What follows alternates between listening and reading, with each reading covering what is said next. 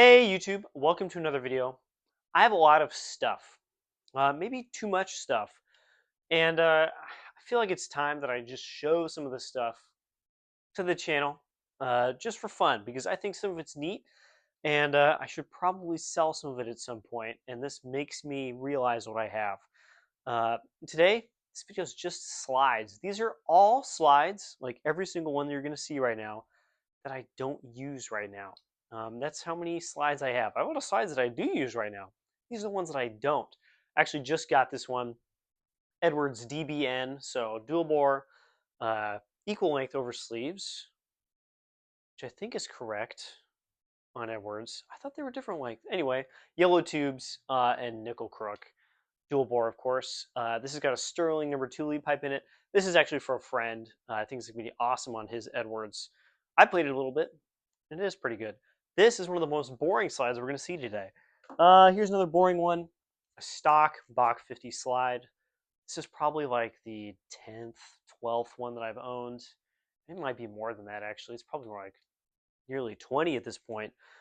This one does play pretty well, but compared to the Edwards VDB that I use on my M&W at the moment, just isn't quite there. I do really like it, though. I'm going to find some use for it. This is one of the best ones I've owned. Again, I've owned way too many of them. Let's see. I'm going to get the most boring ones. Here's my LT50 slide. Again, there's a lot of these out there. This is the all nickel, including nickel crook, Bach 50 slide. I really like this slide. It's just in a weird middle ground where it doesn't sound very commercial and it doesn't sound orchestral enough. So it's like it's great, but what does it sound like? And it plays super well with this O'Malley VG50 lead pipe. Honestly, I really want to use it for something. I think it might work really well on my upcoming medium bass project, and that will have like normal bass bells on it. Here's another slide we've seen a lot of. We'll see this one first. This is my M&W dual bore slide. This has equal length nickel over sleeves, rose outer tubes, rose brass, and a nickel crook. Dual bore. This is Shire's 2 lead pipe in it right now. This slide is awesome.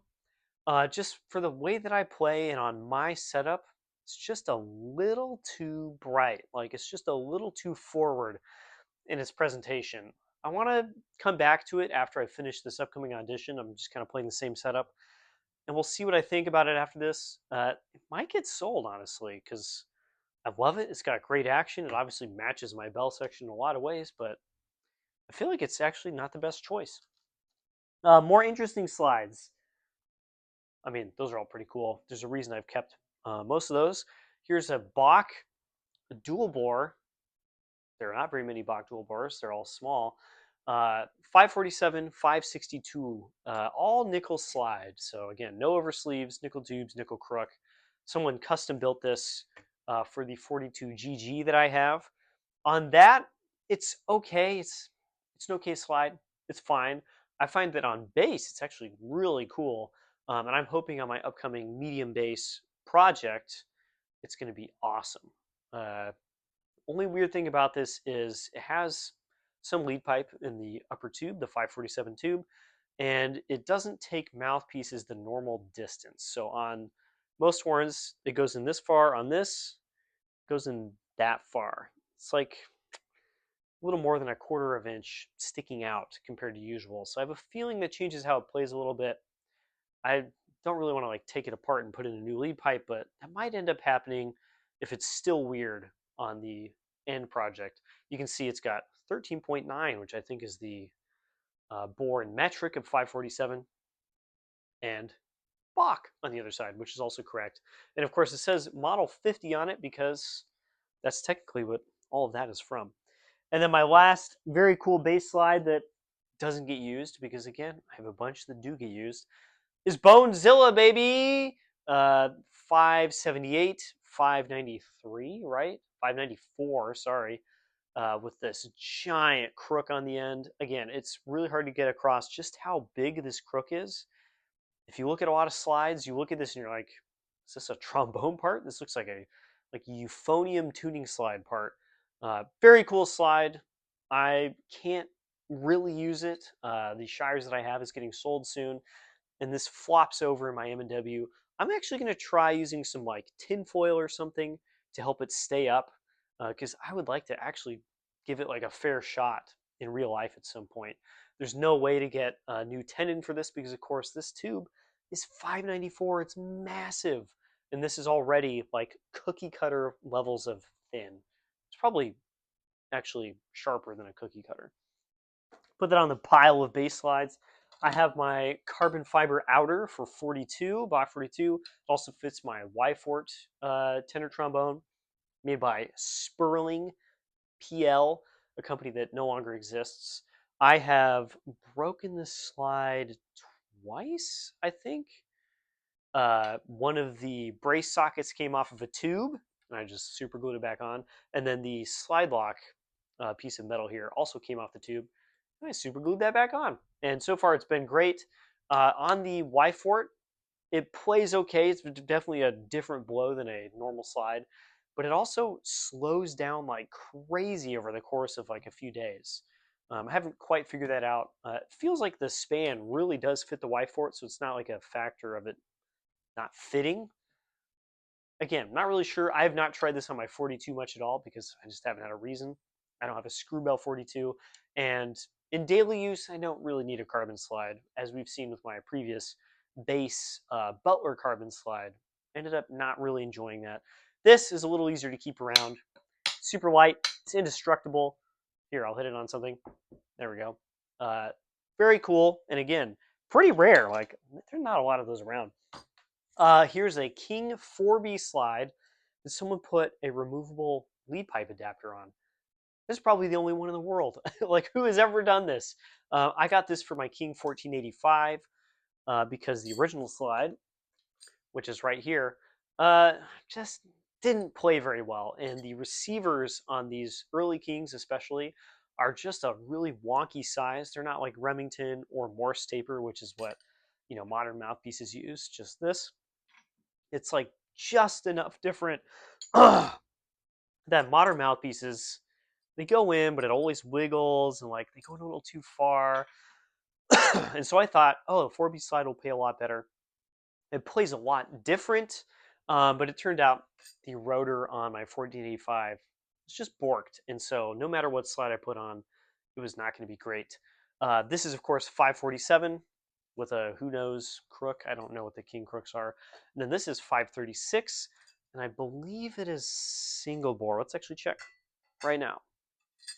Well, the tubes go on both sides the same, so I think it's a single bore 536.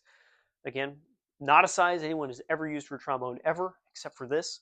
And thankfully, someone took the finger ring off this 4B slide. I hate these things. This cannot be comfortable. It's just totally pointless. Just adds weight.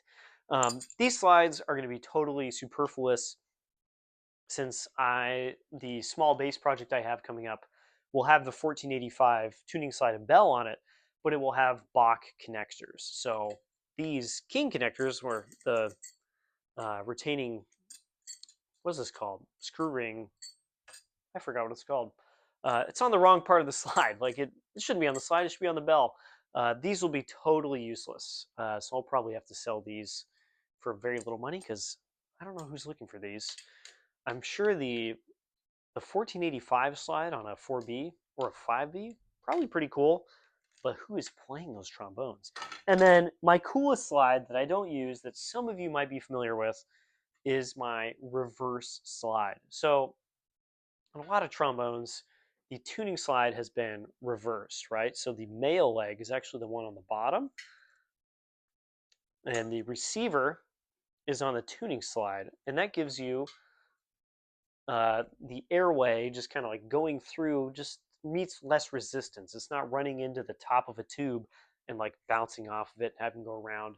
And so a lot of tuning slides have been reversed on the Bach, no, on the Edwards B502 and a couple other Edwards models.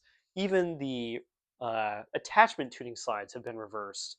That's a pretty common thing. And I bought a trombone a few years ago where every single slide had been reversed. All the attachment tuning slide, and the one on the bell was already built that way. And someone decided to do the hand slide as well. Again, some of you have seen this, but I'm like constantly blown away. It looks like a normal slide. It looks like the brace just doesn't go all the way for some reason. That's because this tube doesn't move. That tube stays where it is, and the other tube does move because the inner slide is actually down here. You can see the end of it. This is the kind of part of the stocking or a part of the inner slide that would usually be in here. It's not plated because usually there's nothing over it, and there's just a big gap because that would be, again, cork barrel at the top. And this moves just like a normal slide, but lacks the extra bracing that, of course, a normal slide does, where the outer slide is braced to itself, the inner slide is braced to itself, kind of two square parts. This does not have that because there's, of course, there's no way to attach this, and so this wiggles a little bit because brass is really just not that solid. This is a totally playable slide. It's actually 500 bore on the top and 547 on the bottom, so really drastic dual bore, as I like to call it. As far as I know, the upper tube, uh, all of this, including the crook, is probably from a Yamaha 356. And then the bottom tube, this is a rose outer, and who knows what the inner is from. This has no markings on it at all. I honestly have no idea what they're from, and it has kind of Edwards Bach looking fittings throughout here.